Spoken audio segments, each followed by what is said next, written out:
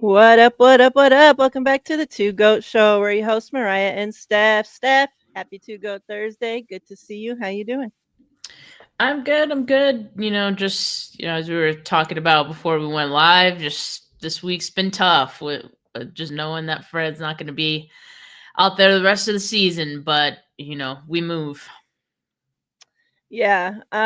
Even watching that game Sunday, like after he went out, it was just like not that, like I saw a lot of fans and whatnot posting on social media after like, oh, half the 49er faithful have given up on the season and yada yada. Like it wasn't because he was down, so I lost hope in the 49ers. Like it was nothing about that. It was like literally like our Iron Man, the guy that like Yeah. doesn't miss a freaking game, like the literal heart and soul of this team, not just defense, like goes out. Like it was like a fucking gut punch, and it was just like it took the joy out of the game for me. And it was just like, honestly, like I whether they lost or won, like I could have cared less at that point, and it was Yeah. just like, and so, like you talked about how like your shows Monday, Tuesday, whatnot after the game were rough. Like, this is my only show, right? So like this is the first time like when I was going to like make my notes for the show and like having to actually like put it down again and like rethink about it and just like,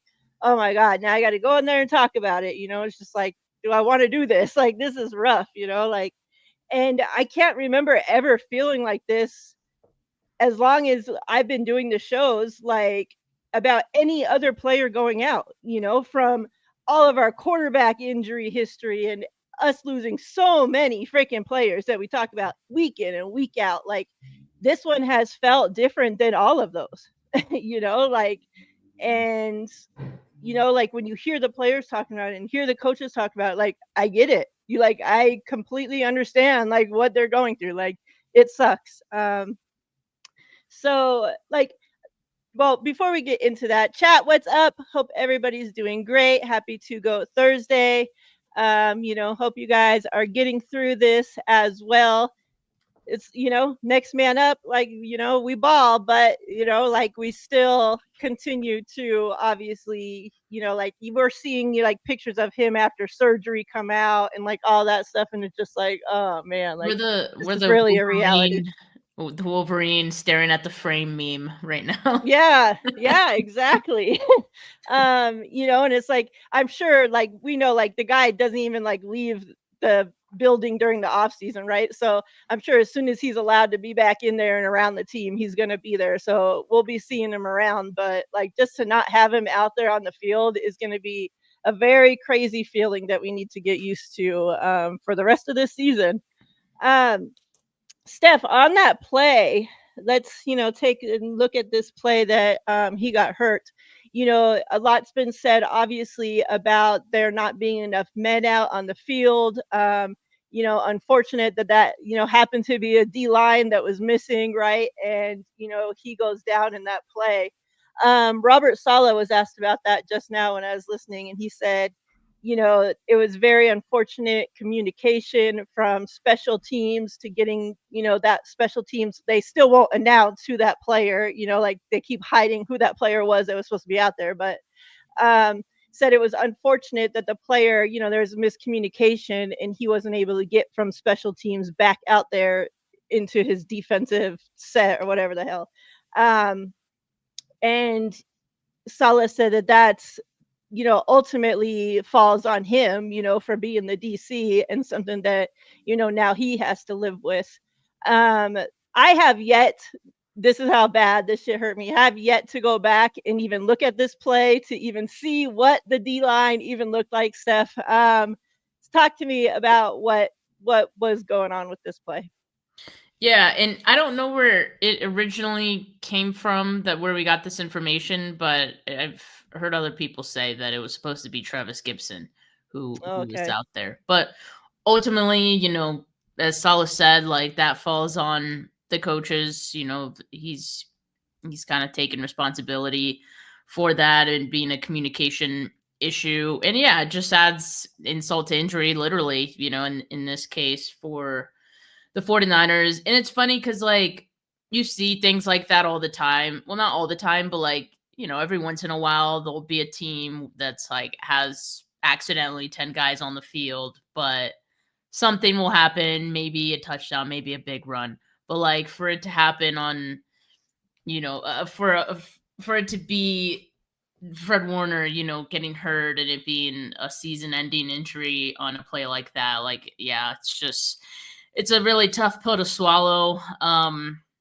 Yeah, just very unfortunate, because if Travis Gibson, who would have been the defensive end, lined up there, if he had been there, you basically have one extra level of defense before, the offensive lineman from the Bucks went straight to Fred Warner, and it's because Yeah. there was no one else in front of him. So like it very well could have been a different outcome. So yeah, I don't, it's just unfortunate. Everything happens for a reason. I don't know what that reason is in the context of 49ers and Fred Warner and his life, but yeah, it just sucks that, that's how it had to happen. But it's football, injuries happen, unfortunate things happen. Sometimes it's just pure, bad luck, as that one just kind of seemed to be. Yeah. I hear a lot of, the athletes talking about that, when you're working back from such a injury like that, and like your everything has your daily everything has been taken away. Like you have to relearn every single thing that you used to take for granted, right? That you learn a deeper level of respect for things that you used to, like I said, take for granted. And that like your body, your mind, everything goes through a different journey. And when we think about Fred, like we've been so lucky and so blessed, and he's been so lucky and blessed that he takes care of himself, and Mhm. that like he hasn't had to go through any of this, as being a pro. Well, now he does. So like, yeah, it sucks, and but like trying to look through the brighter things, like that's what a lot of these athletes have come out and say, well, now like he hasn't gone through any of this yet, so now this is going to be his first time ever going through this journey, right? To you know take better care, like I don't know, but just what I'm trying to say, like things like he hasn't gone through this journey before, so now he'll like get better appreciation for things that he might have taken for granted, and all that stuff. So I mean, hopefully whatever the reason was and why things happen, let's just hope he gets through it as quickly. They say surgery went great, so that's the first starting thing that we needed to check off, right? He got through that, and it was fast, like surgery, right? Like a couple days after the injury, not one of these things where he had to wait a few weeks for swelling to go down and whatnot, right? So like surgery done, now he can start like getting back better, right? So they said that Shanahan just threw out this number of 3 months. That it usually takes. I've seen a lot of people saying anywhere from 3 to 4 months. It's now getting, obviously people start looking at numbers and timelines and whatnot. And 3 months, is we're looking at, sometime in January. If we make it to the playoffs, if we were to make it to the Super Bowl, obviously a big task, right? A lot has to go right for that to even happen for us to start thinking about this. But knowing Fred and the type of competitor that he is, I would guarantee that his ass is going to be doing everything possible if he has a chance to be back with this team any sooner before next season. I'm sure he's going to be trying to do everything he can. And John Lynch was asked about that. Let me get up what he said so I don't like misspeak. Um,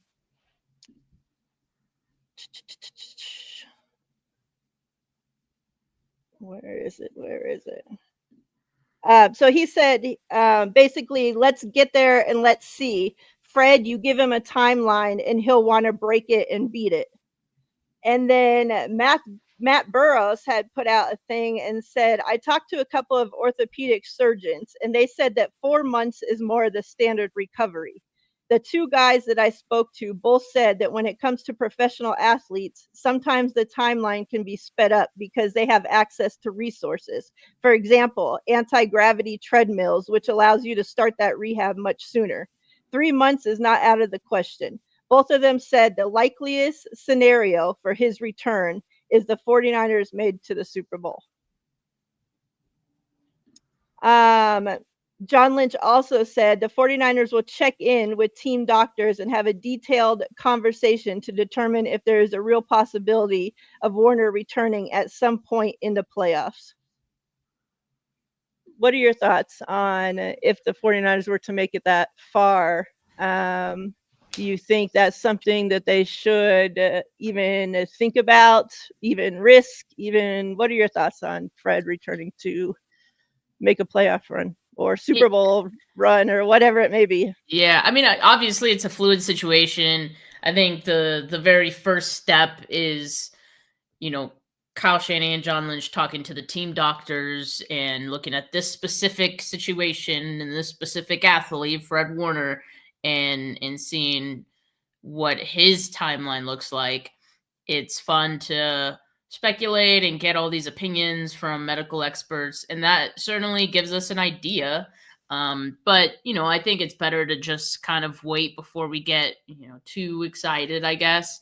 And then also, it's going to be a week to week thing from there. Once we know what his timeline is, and say it's on the short end, and let's just say like 3.5 months, right? Like then it goes week to week, and you're really looking at the 49ers situation and thinking, okay, well, are we still in contention?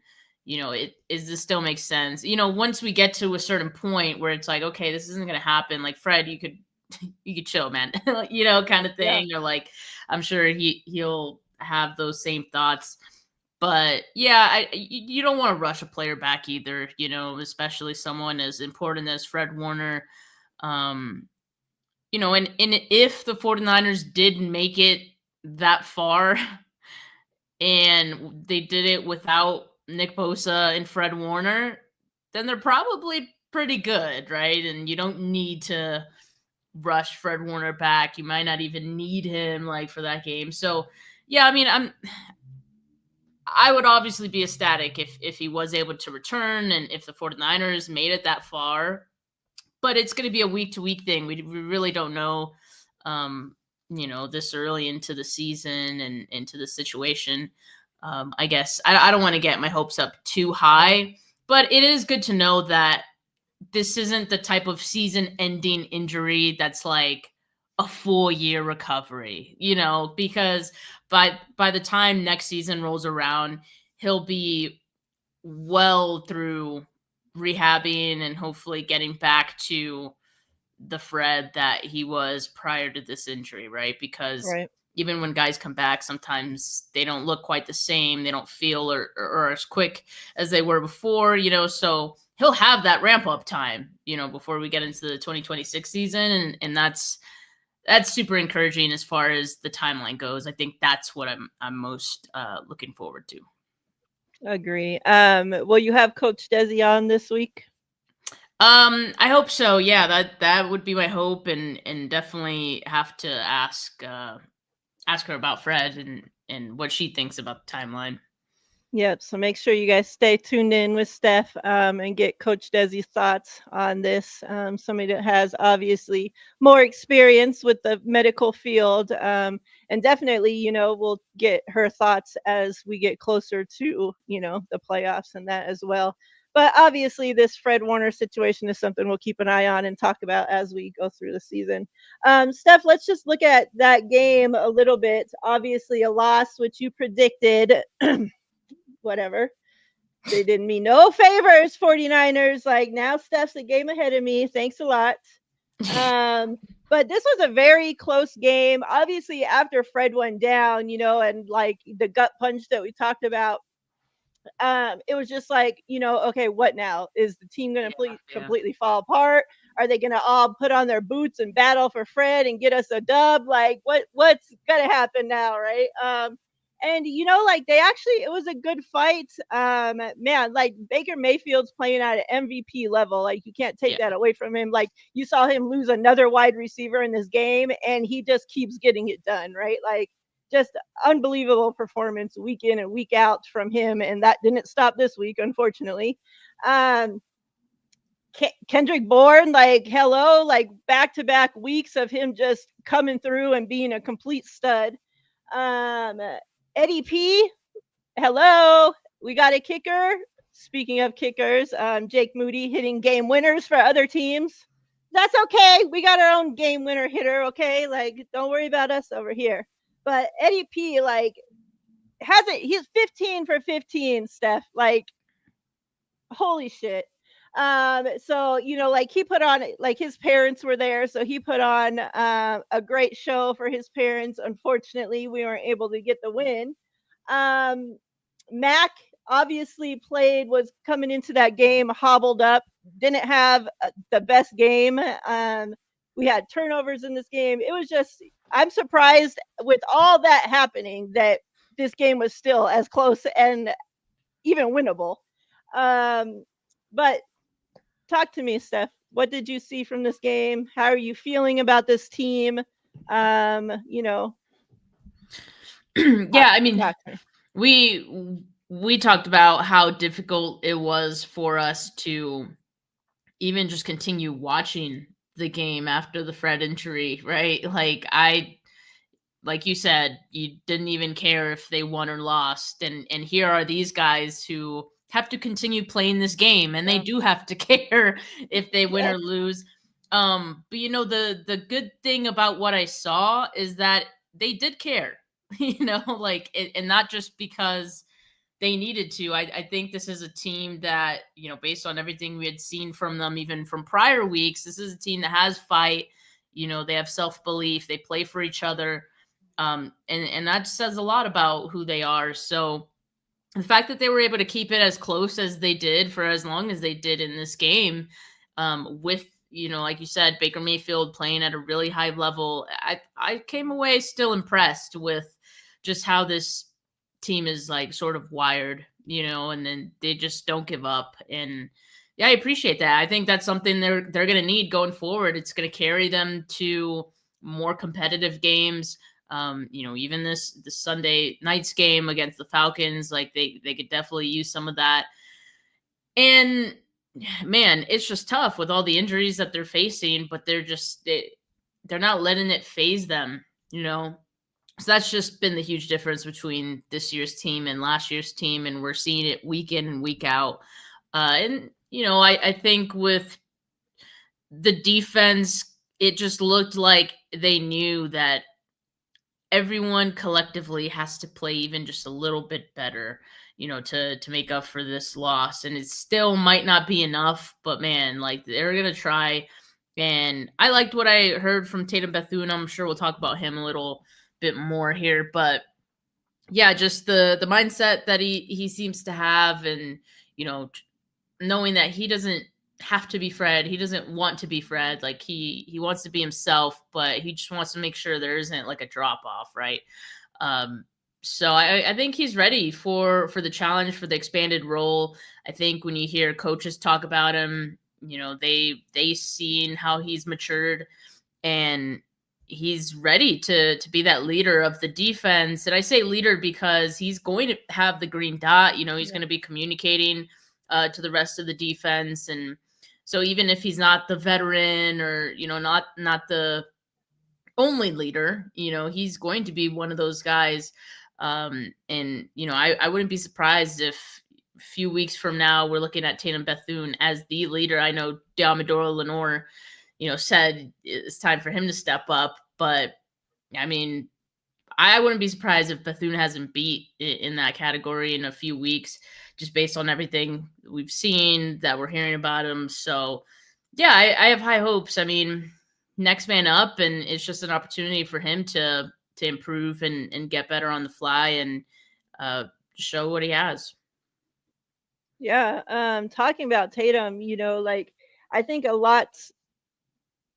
it shows a lot just by the 49ers coming out and saying, no, we're not looking to trade for a linebacker. Like, we're moving forward with Tatum as, with the green dot. Like, and Saleh, when he spoke today, said, like, we wouldn't be giving him the green dot if he hadn't earned that. Like, we're not just giving people roles, right? Like, Yeah. yeah, next man up. But like we have other guys that are in the building. We could trade for somebody basically, like if we didn't feel like he was ready. And he said, like basically he's a rookie. Like he hardly played last year in his rookie season. So like don't be going in there into the games expecting that he's going to be Fred Warner. Like he's not. And we're not expecting him to be, and we're not asking him to be. Like go in there and be Tatum Bethune, and don't worry about making the big play, just make the play that you need to make, like Mhm. just make your play, right? Like and he said like he expects to see a lot better Bethune in week 17 than what we're going to see this week against the Falcons, right? Like, and that's what we have to expect. Like, he's a young guy, he's getting thrown in with a lot of responsibility. But when John Lynch was asked about him, he said that when he was at Florida State, like the things that they liked about him, that he was able to command the huddle, that he was a leader. He talked about him. He said he's a special kid. Like he comes from a family that's all education. He's a likable kid he said he's earned the respect of all the teammates in the locker room already without even having to step on the field and make any plays. Like, Mm. Some people just they, have that. yeah. And he said that coming into training camp, that Bethune was the most improved player from last season to this season coming in training camp out of everybody on out there. So like, yeah, he may not be, and but, and he even said like, you have to think, what did we think of Fred Warner when he was going in to, this young kid that we didn't know nothing about, wasn't even a linebacker, is going in and having to try to fill the shoes of Navarro Bowman and Patrick Willis, like big shoes of great linebackers that have played for this organization. And now we have some kid, Fred Warner, going in there. And now all of a sudden we're looking at Fred Warner like he's Patrick Willis and Navarro Bowman, and thinking now, oh, who's this Bethune guy? Now we gotta and so he's like, just basically give the kid a chance, right? Like, like they wouldn't just be throwing this guy in there if they didn't think something of him. So, like I was thinking when I was writing the notes down, like Bethune and Winters, like are our starting linebackers. Like who, if you would have asked me last season, like, if our starting linebackers were going from Fred Warner and, Dre Greenlaw to Winters and Bethune, I would have thought you were fucking crazy. Like, but like this team has done something special with linebackers. Like we've seen it Mhm. time and time and time again, right? So hey, like I from Tatum just getting thrown into this game and not having prepared to be the starter, not nothing, right? Like not having worn the green dot at all this season and just getting thrown into this mess. Like, yeah, there were some mistakes. The defense obviously gave up some big plays. Guys weren't where they needed to be, but like I ain't blaming that all on him. Like I've seen some very encouraging things from him, which I would expect to get better after a week just preparing to be the starter, Mhm. right? Like Yeah. it makes a huge difference when you're going into a game knowing that you're going to be the starter and what you need to do compared to not. Like so yeah, like I'm obviously super super heartbroken over losing Fred. And like just even watching these games this season without him being out there is going to be difficult. But like, hey, like I'm not ready just to give up on this season. Like we're sitting at 4-2. Like shit's not, like, and we've lost a shit ton of players. Like we're sitting at 4-2 without a quarterback, without our, prize defensive end, and now without our linebackers, without any wide receivers. Like, and we're at 4-2. Like I think, we can salvage this season out stuff. I think we'll be okay. I kind of think we'll be okay. Yeah, I mean, the 49ers, in addition to just the record, right? They've already played their three first division games. They're 3-0 in those games. Like that in itself is Yeah. already a really good head start, So even with the setbacks that they're having in terms of the injuries, they still have an opportunity to, like, they put themselves in a really good position, starting off the way that they did. so that now that these injuries are happening, and if you take some losses because of that while you're still trying to figure some things out, I mean, you still have a pretty decent advantage in your own division. And really, that's kind of all you need at the end of the season to sneak into the playoffs is, winning your division. So as of right now, it's early in the season, but as of right now, the 49ers have, a hold of that. So they'll have to keep that going. But yeah, hopefully the momentum that they had wasn't lost too much, and I still think they can win games even with the group that they do have. Offensive guys coming back at the right time, I think is. And gradually, they're not all coming back at once, unfortunately, but even just gradually getting guys back on offense could go a long way. You got George Kittle probably coming back this week, so that should help, and yeah, I think it's going to be a full-on team effort. Like I said, not even just the defense, every single person being a little bit better, but this entire team, like every single person needs to be just a little bit better and try a little bit harder. And I think that can do wonders for this team as well. I still believe in them. And we need to stay healthy. Like, can we not lose like any other big names like moving forward? Like, we need to get guys back and not be losing any as we continue to go. John Lynch was asked about Nick Martin, with obviously, the guys moving up the depth chart now. And he said Nick Martin has been working really hard, and I think we kind of saw his progression in the preseason. You saw a guy who was kind of all over the place, but man, you could see the explosivity. You could see just the rare athleticism and then the ability to uncoil, as I call it, and hit through people. And so that's been there. And he's been in the lab that I've been talking about, and he's been getting better. He hasn't pouted. He's been getting better each week, and we'll see if this is his opportunity. And then he went on to talk about, like, his biggest thing is obviously he needs to come in, and when given the opportunity on special teams, you need to perform and work on special teams to then, earn your way up into getting snaps, in the game. So, hopefully, that we can start seeing these young guys. Steph, talk to me about now, obviously, the team, kind of coming forward and making a stance, like, they're moving forward with Tatum as the green dot guy.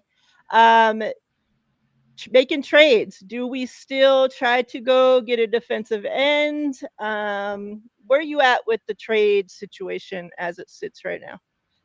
Personally, like right after like it happened, on my post game, and then Monday, I was like, no, like you don't need to invest in this team. Like, and just have fun with who you have, and see these guys grow and improve. Let's just kind of, I don't want to say like give up, but it was just there's no reason to invest in this season, right? Right. So, and I still feel that way, but at the same time, I think what Kyle has been saying about trading, even before this Fred Warner thing, he's been saying we're looking for someone who not just helps us this year, but next year as well. So in my mind, like that's still on the table. Like, why not? Right? It's if you're looking for someone who can help you next year too, when guys are, back, and then why not? You can bring someone in and they can still help you this year too. Yeah. So but I think the type of player that you bring in definitely changes. Like I don't think you'd go for a Trey Hendrickson. I think you go for someone who, is kind of low risk and has the potential for a high reward, and it could be even like, a rando that we've never heard of before that ends up being like a Yetro Gross Matos. Like when that trade happened, we had no idea who Yetro Gross Matos was, and all that. And now we see how well he fits into the system. And unfortunately, he's hurt right now, but he looks good when he's out there. So we could see an unassuming player make his way to San Francisco.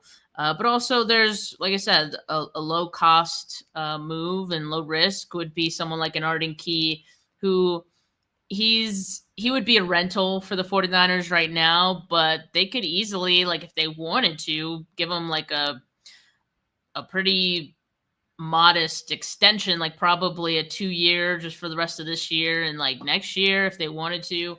Um, that wouldn't cost them too much money, So, Yeah. but yeah, you don't want to give up too much trade capital. I don't, or draft capital. I think that those are the bottom lines. So, what was already in my mind a pretty narrow scope of who you were kind of looking for, I think like it's narrowed even further. So I wouldn't be surprised if nothing ended up happening on that front. But also, if it does, it won't happen soon because I think they still want to take probably the next couple weeks to kind of gauge the situation, to truly know, okay, like, do we have something here Yeah. at all, or should we just not even try, kind of thing? Yeah. If we can win the next 2, 3, like we're looking at a different situation than if we go and lose the next 2 and 3 in a row. You like, but I'm with you. Like, if we can trade for somebody that we get for the next 2 years, like that ultimately would be the best case scenario, right? Like, because then you have it for this year and it's like, hey, like, okay, we're not tanking this year, but like, let's see what happens. Like, we have a chance, if something happens, great. Okay, if it doesn't, well, we got him for next season too when we get all of our guys back healthy, right? Like, I don't know, Steph. I don't know. I'm just ugh, like, I'm so sick of freaking talking about injuries, and then we lose like the one, like, really the one freaking guy, like, oh my god. And like I told you about this, like I always have this feeling with Fred Warner for like the last 5 fucking years because he's like always healthy, and it's just like, like, when's the last time a football player has like gone their whole career and never had a serious injury? Like, Yeah. has that ever happened, right? Like, so it's just like, like in the back of your mind, like something's gonna come one of these years, like sooner or later, right? Like, because it's football, like this shit happens, and it's still like all the great, like healthy for all these years, and then it happens and it's just still like a fucking gut punch. Like, why, Fred, man? Why? So yeah, we'll see what happens. Let's talk about Brandon Ayuk. Obviously, somebody else that's dealing with injuries. All of a sudden, out of the blue this week, who knows why, Steph? I don't know what goes through these people's fucking heads that they just think like, this guy's there rehabbing, mind his own business. Let me just fucking start some big old fucking commotion and I'm gonna pull it out of my ass for no fucking reason. Jennifer Lee Chan decides to write a whole fucking article, put out tweets and all, that Brandon Ayuk has stopped following the 49ers again. And he hasn't been seen at practice in weeks, Steph, in weeks. Although we just heard from John Lynch last week that, oh, I'm watching Brandon Ayuk out my window. So was John Lynch at Ayuk's house or on an island, secluded island somewhere that Jennifer Lee Chan didn't know about? Or I don't know. John Lynch was asked today again, have you seen Brandon Ayuk? He said, I just seen him about 5 minutes ago. He looks even better than he did last week. Steph. So Brad, shout out Brad, puts out a tweet and says, hey, Brandon Ayuk hasn't followed the 49ers back since he unfollowed them, and you guys made a big deal of it last fucking time. Like, hello? So let's just say then the tweets get deleted and the story gets changed. Steph, why can't they just leave my guy alone? Like, what the fuck? What in the actual fuck? Like, we've heard all this good stuff about Brandon Ayuk rehabbing. He's there with the wide receiver coach every day. He's helping coach the young guys up all through training camp, through preseason, all this shit. Why the fuck do they get a hair up their ass all of a sudden and say, "Let me throw out this bullshit"? Yeah, this one felt pretty random, and it felt, obviously it's irresponsible. Like I yeah, can't really say anything else about it. It's irresponsible, especially because the topic of Brandon Ayuk is already so sensitive, within the fan base. And we saw a lot of people turn on him with the contract negotiations and all of that.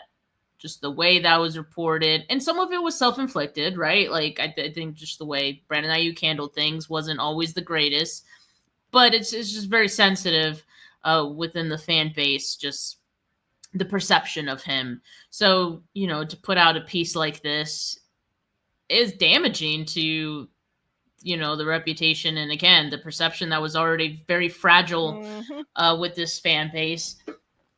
And it's very bizarre. It's very, very bizarre. I don't think there were ill intentions, but it just really bizarre to put out a piece where you're making these statements that he unfollowed the 49ers, making it seem like he did it again, and not verify that ever took place. Like that's very irresponsible reporting. I expected you know better from just a publication so large. But in any case, it was deleted pretty quickly. um Thanks to Brad, and just like how quickly he responded to it. And thankfully he has such a large following that Mhm. everyone kind of, at least on Twitter, like people saw that it was false, right? Just based on what Brad said. But then I also wonder, like, there's probably some people who saw that and aren't on Twitter, or like, and that's why I say it's damaging, because news like that spreads like wildfire. And even if there's a correction, the corrections or the apology or whatever, those things don't spread quite as far. Exactly. So it's just unfair. It's unfair to Brandon Ayuk, and just that whole situation. Also, to suggest it, I would say it was misleading to say that he hadn't been seen at practice in weeks. I know what she meant. Like the beat writers are only there for the early portion of practice, and the beat writers hadn't seen him. Mhm. But to say that, like, the way it was written made it seem like he hasn't been there at all, and that, Yep. again, irresponsible. It was misleading, the way it was written. And yeah, it's kind of weird, very, very weird. But I'm glad it's not true. I think Brandon Ayuk is progressing. We don't have a date yet. That's okay. I'm People want to date because they just want something to look forward to. I think with Mhm. Brandon Ayuk, I'm okay with the team not giving a date. Like, and I am not one to assume that something's not right just because they haven't given a date yet. Like, sometimes they give dates and those dates end up being wrong, and then Yeah. like we freak out anyway. So you damned if you do, damned if you don't. So yeah, I think they want to have a better idea of where Brendan Ayuk is at before giving a date. That's fine. I think when people saw him in those clips, like running or jogging, I should say, it wasn't even like full speed running in any of those clips. It wasn't full speed, like hard cutting in any of those clips that we saw. But people got excited and assumed that he was close, to returning. And John Lynch and Kyle Shanahan are using the word close, or he's closer, right? Yeah. But when those clips came out a few weeks ago, like that didn't look like a guy who was like going to be returning in week 6. Mhm. It just didn't. So I think, again, now it's fine that they're not giving a date. I think they just want to be sure that when they do give one, it's truly accurate. Yeah. I guess my whole thing, like you said, like it was damaging because immediately, like even, in the few minutes that it took from one tweet going out saying, all the bullshit that she said till Brad putting a tweet out saying like this ain't true. Like so many people under there, trade this motherfucker. I want this Yeah, piece of yeah, shit off yeah. my team. This like, oh my god, for something that wasn't fucking true. Like, so you brought all Exactly. that hate onto the guy for no reason when he's doing nothing but over there rehabbing. Like, and my thing is like, why all of a sudden, like we just lost Fred Warner, right? We have all this shit going on with the team, getting ready for, a team that just beat, two teams in a row, right? Like, and you have nothing else to write a story about? Like you had to pull Brandon Ayuk out of your ass to write a story about him because you couldn't find one other fucking thing to write a story about? Then maybe you need a new fucking job because there's a whole hell of a lot of things to be writing about, especially with this team. And you want to bring bullshit out your ass to write a fucking fake story to fucking who knows why? Who fucking knows? Like what even thinking went in to be on? Like I don't know. Was it for clicks? Was it for who fucking knows? Because it's just very bizarre. And I will say, like, I haven't seen something this bizarre from said person before. Like, there has been some crazy shit, but nothing this crazy. Yeah. So it's just that's the weirdest part of it. Is like, why? Like, what was the reasoning? Why this timing? Like, why all of a sudden did you say, I'm bored here on a Tuesday afternoon. Let me check Brandon Ayuk's Instagram page and see who he's following. Like, get a fucking life, lady. Like, come the fuck on. Um, what's up, Jess? I don't want to say that I expect that from anybody because it's like, if especially somebody that's getting paid money to do this for a living, like, Yeah. I would please expect just something do like that better. from a content creator.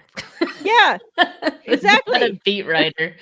exactly. Like, so to say, like, I don't want to say, like, I expect that from any of them because they all should be held to a way higher fucking standard than be producing just some bullshit that you're pulling out your ass. Like, so yeah, very bizarre. I hope, Brandon Ayuk, like, obviously that's my guy. I want him back ASAP, but like, don't rush the guy back. Like, let's just get him back, like, when he's ready to come back. And especially now, like, just don't just be rushing him back to if this team ain't even going anywhere, right? So come on.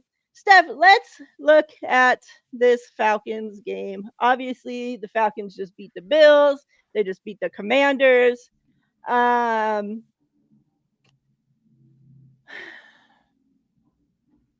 We still, I don't even want to even get into the injury report because it just like took Kyle like 6.5 minutes to read off all the injuries. So I'm not trying to even like just the same thing every week.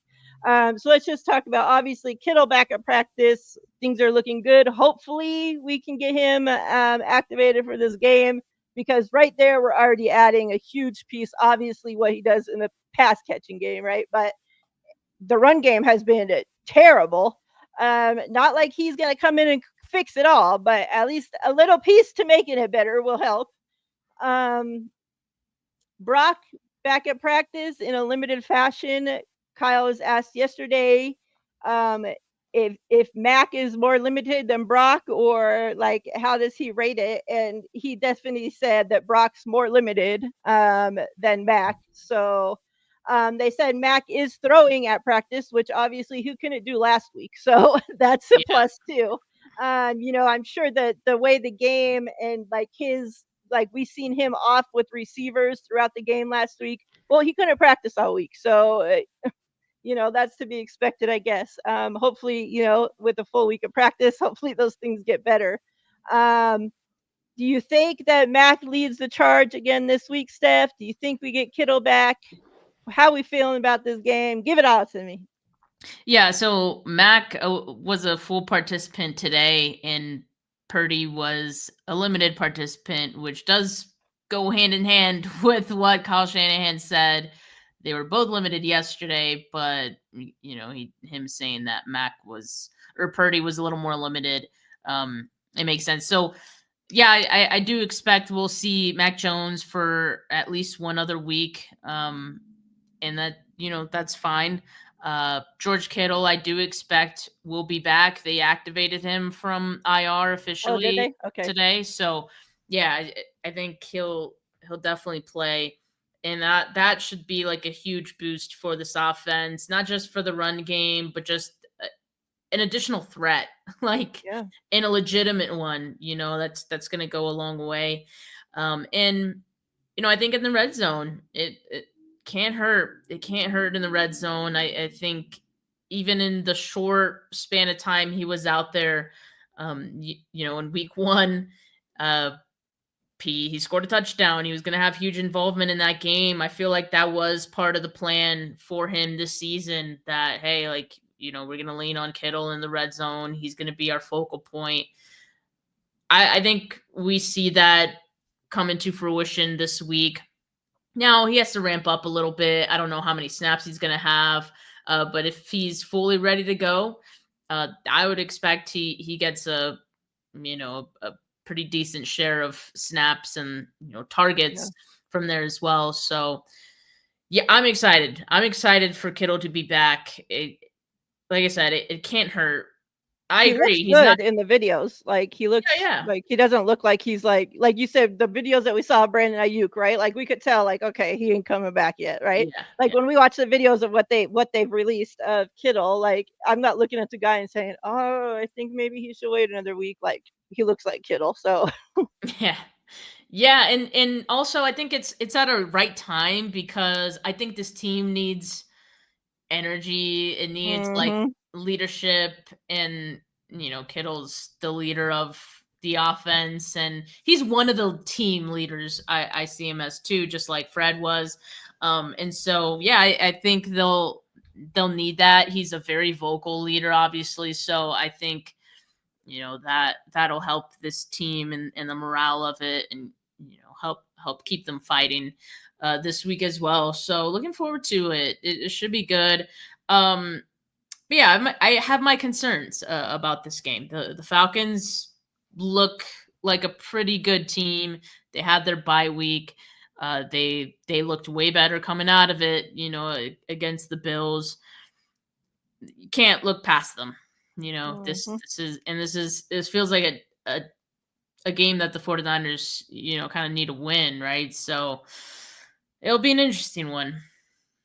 Yeah, what's up, Carly? Niner Faithful said Purdy didn't do a presser today, only Mac did, which usually tells us right there who's going to be our quarterback.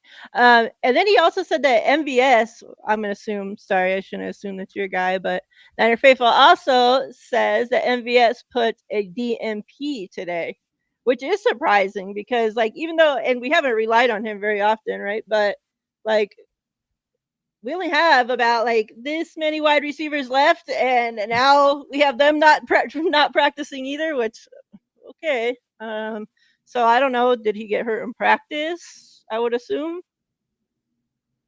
Did he practice because he practiced yesterday, or let me look at the thing. Yeah, I'm pretty sure he did practice yesterday. So yeah, that one popped up. Probably tweaked something in practice, if I had to guess, but who Couldn't even knows? get through a Not practice. that Like he was much of a contributor anyway, but no, I but guess special teams maybe. we do have, looking at the list now, we do have Jordan Watkins is back to practice. So hopefully this ain't a fluke like the last time where he comes back and then all of a sudden is hurt again. So hopefully we start getting him back out there. Yeah. Juwan Jennings practice, Sky Moore practice, like we said, George Kittle practice. Pooty, who missed practice yesterday, was back at practice. We got CMC Trent back. So still no Ricky. No, But I we don't do think have he's some safe. wide receivers back on, back practicing. So I mean, if we lose MVS, like as long as we have some numbers, like do we have some wide receivers enough to suit up and get out there, or Like, Well, Jennings, yeah, I think they'll be okay. It's not an ideal group, but it's enough to make do. And especially if you have Kittle back and you yeah. have McCaffrey running routes, like that helps. Yeah, which McCaffrey just like set a record for what, like the most 50-yard, having the 50 yards, at least 50 yards receiving in the first how many ever games we've had so far of the season by a running back. Like nobody's ever done that before. Like that tells you how much we're relying on the guy to be like a pass catcher right now. Um, yeah, but like the running game of ATL is no joke. Yep. And obviously, like us losing Fred right at this time is terrible, right? Like, um, so yeah, that's my biggest worry. Like, I'm not as scared. Like, Penix, whatever, Penis. He's not that terrible of a thrower. Like, he ain't great either, but he's not terrible. But the threat that he has with his legs, what he brings to the run game, paired up with Bijan, like it's just, yeah, it's like our defense has to be able to slow that down. And Mm, if they can't, yeah. like our offense has to be able to put up enough points to be able to compete with whatever they're putting up, right? Like, but like you said, Steph, having Kittle back, especially in the red zone, like, oh my gosh, gonna be huge. I don't know. I'm stressed. I'm so stressed now. And I mean, normally, like, even when we're good, ATL finds some way to beat us. yeah, they play the Niners hard. They Like, I feel like they got this anti Shanahan, like, fuck you, Shanahan thing when they play the 49ers. And they just, like, I feel like no matter what, like, we could have the number one defense and they find a way. They find a way, chat, stop. They find a way to, like, kick our ass. And it's like, I don't know. So now they got Penis and a running game and all this, and their defense is actually looking pretty nice too. Like Oh yeah, they had really good. Josh Allen like playing very crazy this last week. Like he was seeing freaking, he was reminding me like he was seeing Casper out there, like, oh, what's his face? And Darn. that's not usual. Like, yeah, like that's not usual for like the way Josh Allen's been playing, right? So, Yeah. um, talk to me. In order for 49ers to win this game, what we got to do, Steph? First and foremost, I mean, yes, you have to limit Bijan Robinson as much as possible. He is so freaking talented. He's gonna get his. Like I do expect he goes over 100 scrimmage yards again. He's already done it in all of the 5 games that they've played this season. He had 238 total yards from scrimmage against the Bills. The biggest thing is making sure tackling is on point. He's very tough to bring down. So if guys are going to be flying around trying to lay big hits, Mm-hmm. I'm cool with trying to lay big hits, but don't do it if it sacrifices the quality of your tackle. Like that is where it could be trouble for the 49ers and these young players if they go that route. Um, it's already a challenge on its own to bring him down. But yeah, they have to make sure that they're as much into the fundamentals as possible. I mean, his cuts are just so sudden. It's like he teleports, Mm. like it. Yeah, So that makes him really hard to bring down. I mentioned this in my show earlier today with Wayne. According to PFF, most tackles avoided this season, Bijan Robinson is the top running back with 39 tackles avoided. Mind you, that's on a game less played than most teams have played damn. since they had their bye week, right? Um, and just to put things into perspective, the top quarterback on that list was Baker Mayfield, who had a big play, avoiding many tackles from 49ers defenders. That shit was crazy. That was crazy. And that's something you don't want to have happen again. Like it happened already with Baker Mayfield. Okay, how can we be better to make sure it doesn't happen with Bijan? again, I do think there are going to be some plays that are just like, duh, like it's really going to frustrate us. And mind you, Mhm. the Falcons offensive line is one of the top in the league. Like they're just creating open lanes for them. So that's the other challenge as well. So yeah, I think it's going to be up to guys coming downfield and, you know, laying that hit, but also making sure you don't miss. I think that's going to be the first and foremost the biggest challenge. The second challenge and what they absolutely need to do is Mac Jones needs to get the ball out quickly, and Kyle Shanahan needs to scheme up, have a game plan that combats the Falcons blitzing, because you know Yeah. they blitz the hell out of Josh Allen. They're gonna blitz the hell out of Mac Jones because Mac Jones can't handle pressure. I mean, Mhm. a large reason that he struggled last week was because he was pressured. Both of his picks came on, you know, pressured dropbacks. So yeah, that's the way to beat Mac Jones. That would be the way to beat this 49ers offense. I expect that the Falcons, who have, you know, pretty good defensive line as well, like they're gonna get after him, and 49ers have to be ready for it. I expect there's going to be frustrating reps that we see from this offensive line, from the pass blocking as well. But there are ways to combat that and neutralize, you know, a aggressive defensive line like that. Kyle Shanahan just has to find the ways, and Mac Jones just has to find the open man as quickly as possible. You know, get the ball to the hot read, and you know keep moving the ball, even if it's just for 3 yards at a time.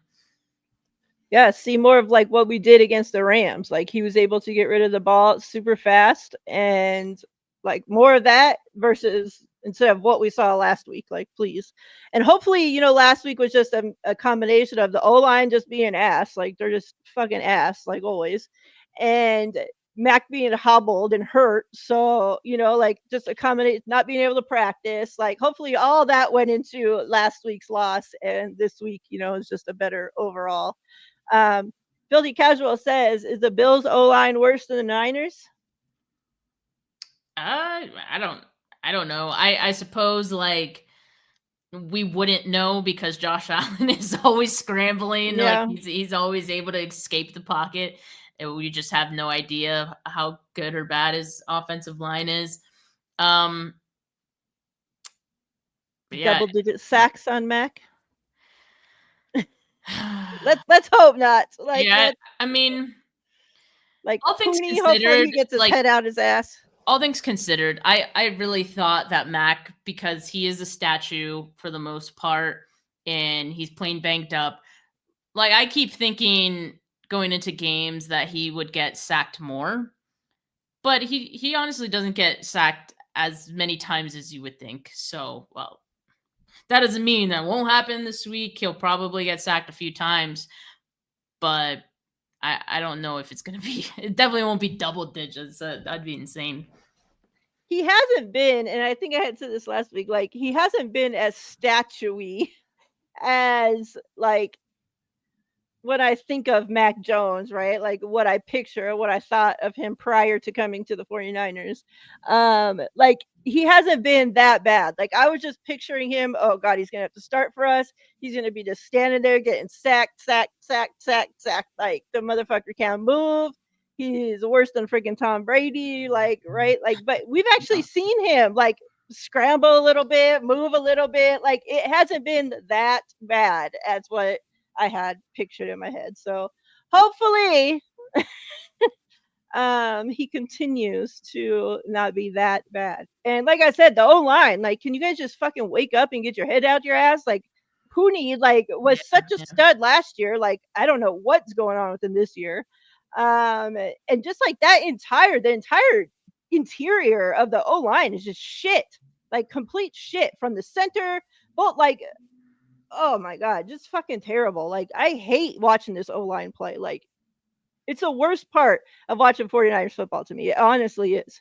Like just because like we have been banging the table for them to invest in this O line year after year after year, and they continue to just be like, we don't give a fuck, and we got to deal with this every season. Like our quarterbacks, like constantly under fucking constant pressure, running for their lives, getting hurt. Like it's just like imagine how great Mac or Brock could play if they had actual like what the hell is this shit popping up on my screen? If they actually had like an O line like the Eagles, like give them the time that fucking Hurts has to freaking make a sandwich back there, deliver lunch, like imagine. But no, we don't get to see that kind of shit because they're like constantly under pressure. Like it's just like, oh line, get your shit together. But yeah, Steph, players of the game. Who we going with? Who we going with? And give me your score prediction too. I'm gonna go. I'm gonna go Kendrick Bourne again. All right. Well, not again, but I don't know who I voted for last week. But I think the presence of George Mac. Kittle. Did I go with Mac? Okay, yeah, that wasn't good. But I think the presence of George Kittle will help open things up. Another week of Juwan Jennings, being back, he might look a little bit better. But I think ultimately that helps Kendrick Bourne get better matchups, and he's finding ways to get open and get yards after the catch as well on some of these. So yeah, I like what he's been doing. I like the chemistry he has with Mac Jones, except for when he doesn't know where he's lining up or like he runs the wrong route. Hopefully those things get cleaner each and every week. But, when he does get the ball in his hands, he's done some really good things. So I'm going to go with Bourne. As far as my score prediction, let's see. Let's see. So the Falcons scoring the opponent points per game, they're averaging 20 points allowed to opponents. 49ers allowing 21. Scoring offense, 49ers are averaging 20.8 points. And then Atlanta's averaging 20. So I'm going to go around that. I'm going to go 24-21 Niners. Just because I want to be optimistic. I want to manifest a win here. I very well know this is going to be not easy. The 49ers very well could lose this game. It could get ugly fast, but I do believe they do have what it takes to win. It just has to kind of all come together, and it has to be almost perfect. Like they don't have a lot of margin for error in many games going forward that they're going to have. So, but yeah, so I think it's a close game, and I think 49ers win. Eddie Pinheiro field goal, game winner. Let's go. Yeah, we can have our game winner walk-offs to Chicago. Chat, score predictions. Get them in there.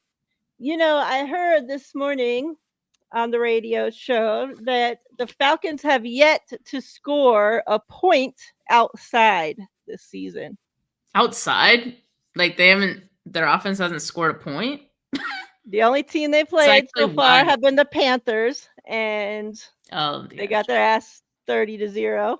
And now they're playing outside for the second time this season, coming to Levi's. So divisional game though. Everyone's like, how did the Panthers shut them out 30-0? Divisional game. Divisional games are weird, and like when two teams know each other that well, they match up each other very well sometimes. Sometimes that means it's a close game. But sometimes it means you get weird lopsided wins like this. Like that's the only way I could explain it, at least. They just know each other that well. They match up well. Yeah. I'm going 21-20 49ers. Okay. Ooh, that's very close. Very close. Don says 28-17 Niners win. Wow. If the 49ers put up 28 points, I'll be happy about that. Yeah. You can do it. Shit, maybe Kittle, might spark that magic. I'm Get saying him out there. it Just could throw be. it to Kittle, okay? Just get the ball to Kittle, let him go to work. And even Kyle, look at this Rob D. He always be copycat. He's such a fucking copycat. It's like he did that on purpose. He waited. Copycats. He waited Every for your fucking answer. week he copycats. Foot says 24-17 Atlanta. Like I said, Atlanta has this thing where they like Yeah, I know. It's the like years that we went to the Super infuriating. Bowl, like they freaking beat the 49ers with a shit team that only won fucking like one or two games. Like shit is Seriously, just crazy with them. I don't know what makes it no is. sense. Yeah. So like, if I were just, putting this score prediction with just my brain, I would definitely probably put Atlanta to win. But since my heart isn't with it, this shit happens now. So that's why it's a close one. Yeah, Rob, just a 4-week streak of you being a copycat. um, but yeah, hopefully we can get it squeaked out there, Steph. And hopefully next week we're talking to you guys with a win, with no more injuries. Like we gotta turn this shit around, faithful. Steph, what else you got going on this week? Let the good people know. Yeah, so tomorrow doing my preview show. KP won't be able to make it, but I'll be going over the key matchups, like to go pretty in depth with those. I'll have lots of stats to go over and support my claims. And also, hopefully, we'll have Desi to talk about injuries. She hasn't gotten back to me quite yet on if she can make it, but usually she can. So, yeah, that'll be on my channel, Steph49K. Yep. Make sure you subscribe both channels. Me and Steph always here every Thursday, same time, same place, 3 Pacific time. We'll see y'all next week, faithful. We appreciate y'all. Everybody have a safe, wonderful rest of your week. Chat, you guys are awesome per usual. And yeah, we're out of here.